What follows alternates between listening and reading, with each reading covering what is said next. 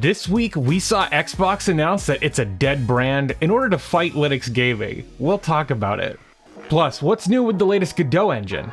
And KDE Plasma just launched a new version. We'll review some of the most interesting changes. All of this and more today. That's right, it's Steam Deck and Linux gaming news time. So, the president of Xbox just said the quiet part out loud. Xbox is dead.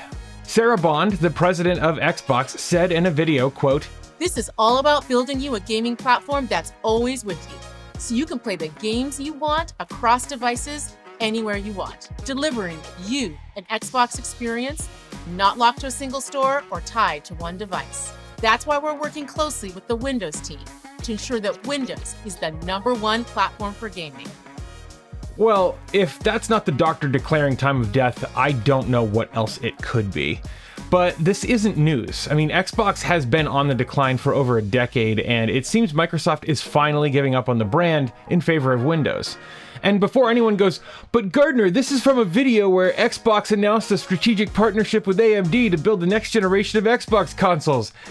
Get real. This is Microsoft turning Windows into an Xbox operating system and passing off the most difficult part of owning a console, aka hardware development, to third-party developers like they've done with Windows for ages. Make no mistake, Microsoft's deep corporate incompetence is finally coming to fruition. And the fact that Xbox, a once beloved gaming brand, is pivoting towards the fragmented and confusing PC style of hardware development just proves how incredibly dumb they are. Windows has always been the objectively worst platform for gaming, yet it continues to power forward with sheer force of will rather than a coherent strategy or offering a superior product. To prove the point of Microsoft's sheer incompetence, it's important to note that despite Microsoft's war chest, Sony has been continuously embarrassing the hell out of them for 2 console generations. Xbox went from the king of the console with the 360 and lines out the door for midnight releases of their flagship games to watch TV, and being firmly in last place. The 360 was so successful that it nearly destroyed the PC gaming market in its heyday. Now they've made a complete 180, pun entirely intended, and they want to make Windows the best platform for gaming? Please. Look, they're in 3rd place despite having massive subsidies for Xbox Game Pass. You know, dropping Bill's hard-crooked billions on 2 of the biggest publishers in the world. And despite all of that, they still failed to make a dent in the console market. And furthermore, they're losing market share in the PCOS ecosystem too. And now their solution is to turn Windows into an Xbox OS? You know, because the PC gaming master race is going to take kindly to their operating system becoming more console-like? Xbox is officially dead, Microsoft is completely clueless, and that video clinches it. And as the old adage goes, first they ignore you, then they laugh at you, then they fight you, then you win. We're in the fight you stage here, and the empire is about to fall. If you're on board with the Linux revolution, you should definitely get subscribed to this channel to stay up to date with all the fun stuff we're doing here. I've got new videos every week, and I've also got a blog where you can head over to GardinerBryant.com. I'm posting videos pretty much every weekday over there, sometimes more. Now, speaking of Microsoft's sheer incompetence, it does have its benefits. The original Gears of War, which is one of my favorite games ever, is finally making its way to Steam with Gears of War Reloaded from developer The Coalition. And this week, Valve rated the game as deck verified and SteamOS compatible. This is despite the fact that it comes with Easy Anti-Cheat as its multiplayer anti-cheat solution. And look, the anti-cheat problem on Linux is not a Linux problem, it's a developer problem. And somehow Xbox has been one of the biggest publishers to support anti-cheat on Linux. What I'm talking about, right? Like, this is crazy. They're better than the anti-cheat vendors themselves, which I find hilarious because Easy Anti-Cheat was made by Epic Games, and Epic is still saying that Easy Anti-Cheat on Linux is not good enough to protect a game like Fortnite. I don't know. I mean, if I'm producing a product, I would want to make sure that that product works before I release it to the public. Holy shit. But anyway, that's enough gloating about Microsoft and Xbox this week. I'd love to know what you think about any of these stories that we've talked about, or any of the ones that I'm going to talk about in this video. Let me know your thoughts in the comments below. And while you're down there, why not like that smash button? It's the best way to tell YouTube you want to see more videos like this. And did you know that I release new videos every Monday and Friday? So get subscribed so you don't miss those. All right, let's get back to the video. Now it's time for the deals of the week, where we review the best bundles and sales to help you grow your library. This week, it's all about the GOG Summer Sale, and there are huge amounts of deals over here, so let's review some of them. First up is Devil May Cry HD Collection, and it was recently added to the GOG Preservation Program, meaning that it's going to continue getting updates to make sure it works with future operating systems. And it's on sale for 67% off right now. The Witcher 3 Wild Hunt is also on sale. It's 80% off, just $10 right now. Alan Wake and its DLC is 90% off. Cyberpunk 2077 Phantom Liberty is 25% off. Doom 3 is just $4 at 60% off. And Theme Hospital, one of my favorite games growing up, is 75% off. And just a quick note on Theme Hospital, last week I talked about Core6TH on the news video, which is an open source re-implementation of the Theme Hospital engine.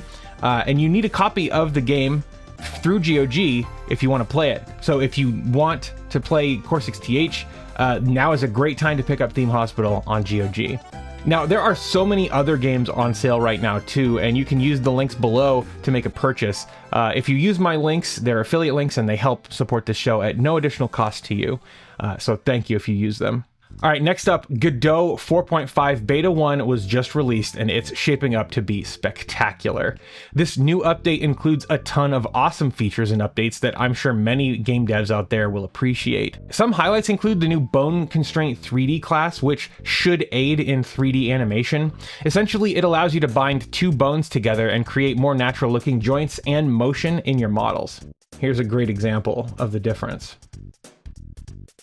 Then there were a ton of upgrades to the user experience in the editor, with improvements to asset management, including thumbnails for 3D assets and particle effects, an upgraded command palette, an improved inspector tool, and more. GDScript also gets abstract classes, which is a huge deal for me. I love abstract classes. As a programmer coming from PHP, it's one of the things that I felt was missing from GDScript. And essentially, these abstract classes allow you to define a parent class as an abstract. And then you can also define abstract methods, typed arguments for that method, and the return type without actually defining any of the logic for that method. And then when you create children of that abstract class, you then have to define the abstract method. This is something I rely on in other languages, and it's super great to see coming to Godot. Now, there's a ton more to discover in Godot, so check out the links in the description to read more about this. I only grazed the first few topics in this. There's a lot more here that I'm excited about. So this morning, Junkstore released a bunch of info about their upcoming standalone release. According to their press release, this new version of Junkstore does not share any code with the previous version. The new version boasts major performance boosts. It now supports Amazon Games. There's a new download queue, which according to my interview with him earlier this week, which you can check out up here, the download queue alone took over 1,000 hours of labor. There's also now a built-in dependency manager that no longer relies on Proton tricks, and a whole lot more. They're also working towards adding itch.io support, cloud saves done right, which means no breaking and no loss of saves, game-specific presets, better extension creation tools, full UI localization, automated updates, and more. They also announced their pricing information, and it looks to be an annual subscription model. Junkstore will ship regular updates, and paying customers will be entitled to 12 months of fixes for $40 a year. Now, I'm not a huge fan of subscriptions, but I really like the fact that you keep everything released during your subscription. Now, there's no firm public release date yet, but they are working on rolling this out to their existing customers in waves so that they don't overwhelm their infrastructure. I'm definitely going to be keeping an eye on Junkstore in the near future. All right, this week, the latest KDE Plasma desktop was released, and it's got some awesome features that I think we need to talk about. First up, window management is now easier than ever thanks to their flexible tiling manager. The thing is, you can now choose a different tile layout for each virtual desktop, and this affords you unique window management on every desktop that you have. There's also a new version of Spectacle, which is their screenshot and screen recording app. It's been overhauled. It now directly opens into screenshot mode when pressing the print screen key. And what's really cool here is that the region selector now has this zoomed in preview to allow precise pixel level selection.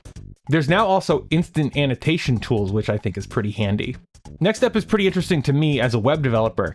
KRunner, which is Plasma's command palette style utility, can now preview colors for you. You can enter a color code in various notations like hex or CSS or SVG names, and KRunner will display the color and its equivalent in other notations. Finally, there's improved accessibility features in your Wayland session, including the ability to move the pointer using the keyboard numpad keys and a 3-finger touchpad pinch gesture for zooming. Keyboard navigation, screen reader usability, and text readability have also seen significant improvements. Now, this is another great release for KDE Plasma, and I can't wait to see where this project goes from here. Overall, we've had another great week of Steam and Linux gaming news.